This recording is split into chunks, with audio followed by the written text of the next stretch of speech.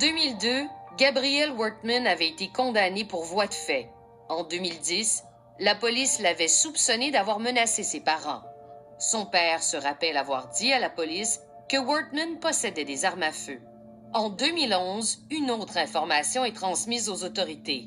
La police municipale de Truro apprend que Wortman conserve la plupart de ses armes dans son chalet de Portapique. La source révèle même aux policiers que Wortman est atteint de troubles mentaux. Il raconte qu'il veut tuer un policier. Il fallait protéger la population, mais aussi les agents sur le terrain. Vu le sérieux des menaces, notre policier avait publié ces informations pour que tous les corps policiers de la province y aient accès. Mais ce n'est pas la police de Truro qui a juridiction à Portapique, c'est la GRC. Un agent de la GRC a bien rendu visite à Wortman, mais sans aucune suite. 2 ans plus tard, une autre plainte a été déposée à la GRC au sujet des armes à feu de Gabrielle Wortman. Quand on l'a connu, on l'a trouvé plutôt louche.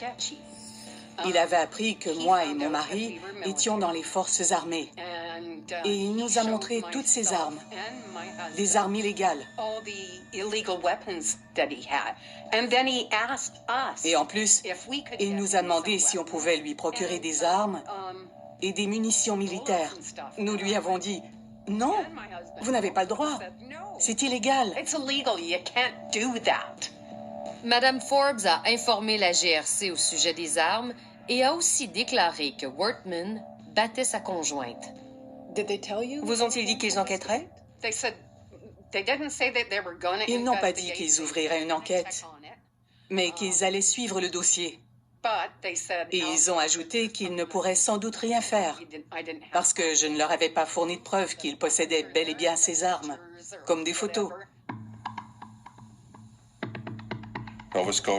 Les Néo-Écossais ont de nombreuses questions sur les événements et pourquoi ils ont eu lieu, sur les gestes posés et sur ceux qui ne l'ont pas été. Soyez certains que nous partageons ces questions et cette enquête entend bien y répondre. Depuis le drame, peu de réponses sont venues de la GRC. La plupart des informations ont été soutirées à la GRC en cours par les médias. Mais elles ont aussi été obtenues par les familles des victimes qui ont mené leurs propres enquêtes. J'ai bien l'impression que la GRC ne souhaite pas que l'on fasse toute la lumière sur ce qu'elle a fait et sur sa réaction au moment de la tragédie.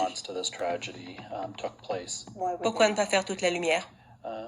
Je pense que ça la mettrait dans l'embarras. Par exemple, la GRC refuse